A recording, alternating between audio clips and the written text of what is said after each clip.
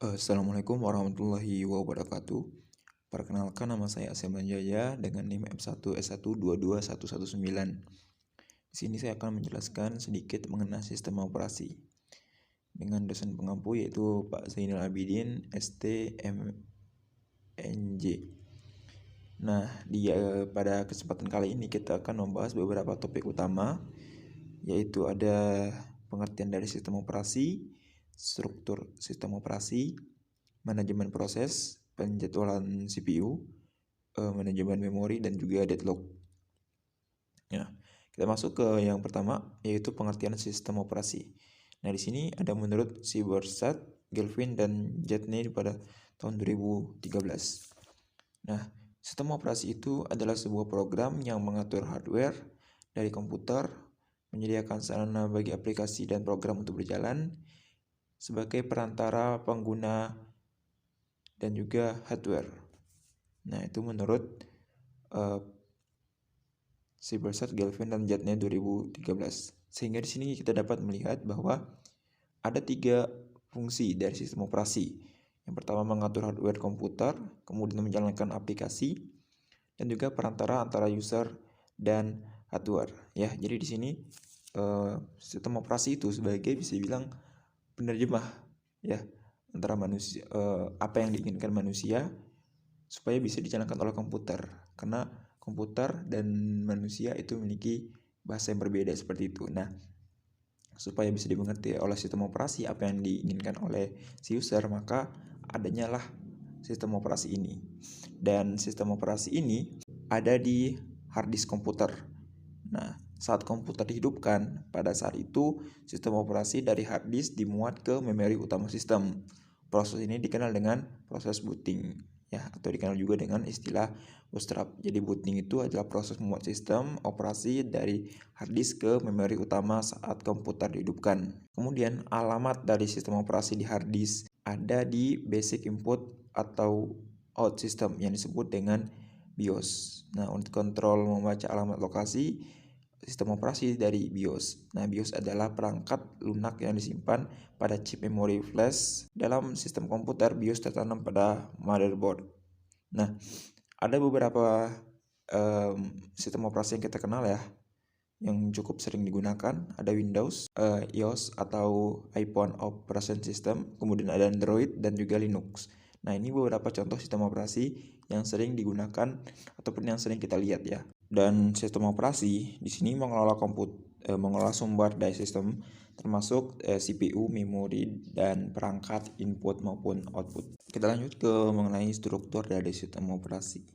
Nah, secara umum struktur dari sistem operasi itu ada 3 bagian ya. Jadi bagian-bagian ini disebut dengan yang namanya kernel. Kernel itu adalah inti dari sebuah sistem operasi. Jadi kernel adalah inti dari sistem operasi dan merupakan level terendah dari sistem operasi. Jadi kernel ini bagian utama dari sistem operasi yang bertanggung jawab untuk menerjemahkan perintah menjadi sesuatu yang dapat dipahami oleh komputer. Nah, secara umum 3 komponen utama dalam sebuah sistem operasi ya.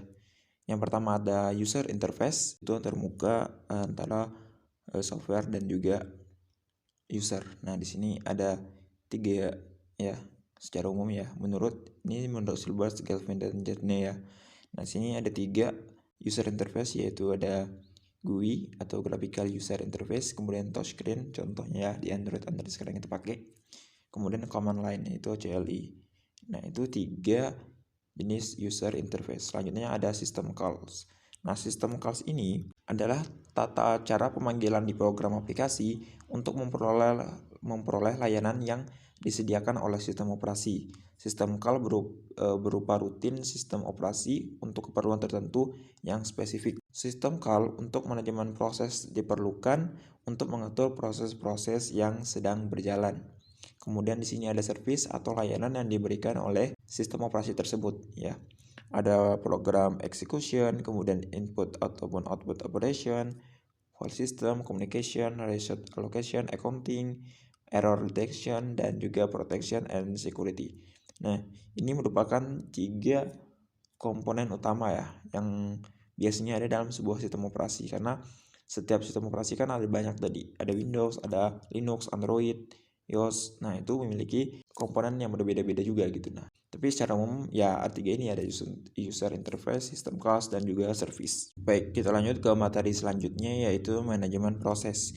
Sebelum kita ketahui manajemen proses, kita perlu tahu proses itu apa. Nah, proses itu adalah suatu program yang sedang dieksekusi melalui perintah atau piranti masukan. Nah, proses ini juga memerlukan sumber daya untuk menyelesaikan tugasnya dalam mengeksekusi beberapa perintah. Sumber daya tersebut bisa seperti CPU, berkas, alat memori, dan perangkat keras maupun masukan ataupun output seperti itu. Nah, manajemen proses adalah suatu cara atau tindakan dalam membagi, mengalokasikan program yang akan dieksekusi menjadi tidak berantakan dan berjalan dengan baik sebagaimana mestinya. Nah, di sini SO atau sistem operasi bertugas dan bertanggung jawab berkaitan dengan manajemen proses. Nah, di sini ada status proses yang perlu kita ketahui ya. Ada new yaitu ketika sebuah proses akan dibuat. Nah, nanti untuk lebih jelasnya kita akan lihat di slide selanjutnya ya untuk diagramnya bagaimana. Nah, kemudian setelah misalnya kita udah mengklik nih suatu perintah di komputer, maka itu akan menjadi keadaan new, yaitu ketika sebuah proses sudah dibuat. Nah, kemudian saat itu setelah dibuat maka dia akan menjadi siap digunakan atau ready. Nah, setelah dia ready, dia akan menunggu antrian dulu. Kemudian dia baru running.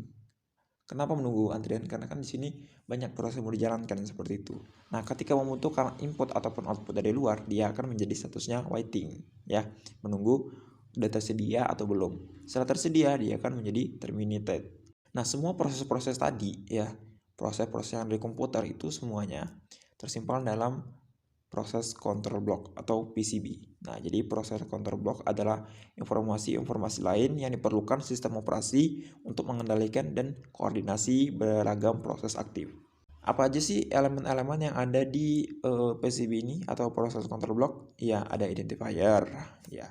Tentunya untuk menjelaskan proses yang sedang terjadi. Kemudian ada state, ya, kondisi yang terjadi pada proses. Kemudian ada priority, yaitu urutan perintah yang jelas pada suatu proses. Kemudian program counter, instruksi pada proses. Kemudian ada memory pointers, yaitu media penyimpanan penunjuk alamat pada proses. Kemudian ada konteks data yang berkaitan dengan proses, dan input output status information, terdapat masukan dan keluaran yang diinginkan. Kemudian content information, yaitu memberikan informasi yang dibutuhkan. Nah, di sini dapat dilihat ya.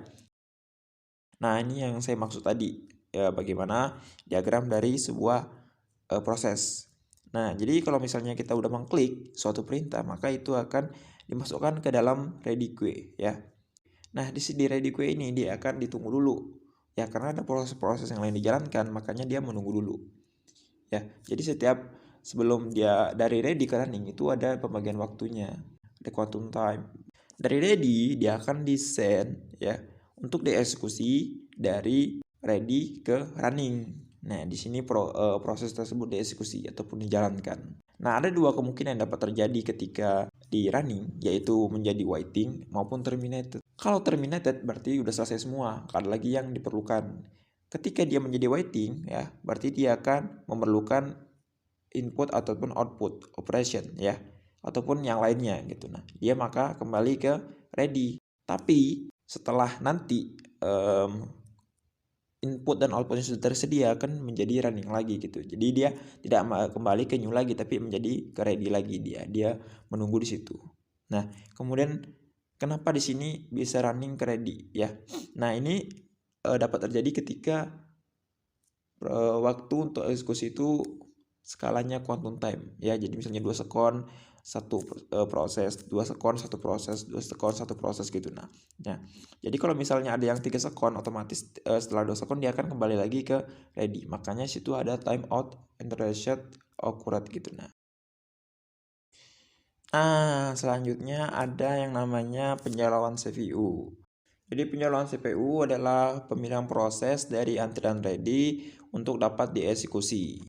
Secara umum itu ada dua jenis penjualan CPU, yaitu preemptif dan juga non-preemptif.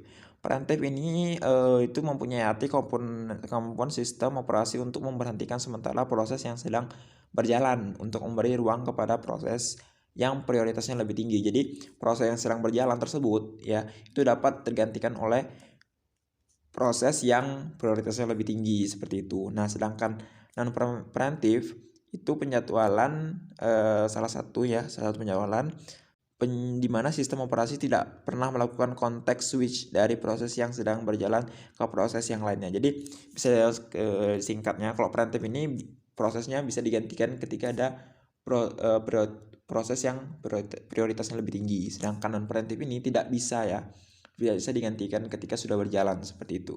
Nah, di sini ada beberapa algoritma dari penjadwalan, yaitu ada first come first serve atau FCFS. Nah, di sini merupakan algoritma yang paling sederhana dalam penjadwalan proses. Proses ini melakukan request terhadap CPU yang akan diproses oleh CPU. Nah, jadi kalau first come first serve ini dia pertama masuk, pertama dilayani seperti itu. Jadi yang mana masuk, misalnya A masuk duluan, maka yang A dilayani duluan gitu. Nah, kemudian ada yang solve job first. Nah, di sini pendekatan SJV berbeda dengan FCFS. Algoritma SJV itu tergantung dengan panjang proses yang ada dalam kue ya.